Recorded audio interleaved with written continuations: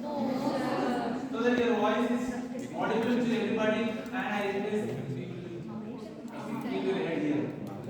Yeah, please. Good morning, sir. Hi, dear friends. Thank you for giving this opportunity, sir. Okay, let me introduce like a good relationship starts with a good communication, right? Is it or not? Okay. Firstly, I will describe about communication. Communication is defined as the ability to convey or sharing the feelings very effectively. There are different kinds of communication, like verbal communication, non-verbal communication, visual communication, written communication, and etc. Now, I give this opportunity to my friends to discuss about communication.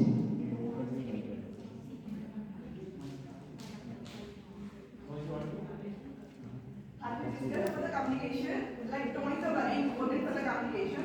Now the tone is defined as like the way we talk to our friends or family or everything. Like there are different types of tones like informal, formal, curiosity, worry, family, optimization, motivation. Like we come to tone, it should be very neutral, not to be rude, it should be sweet, joyful. You have to talk like proper. You have to convey our feelings by the way we talk to them.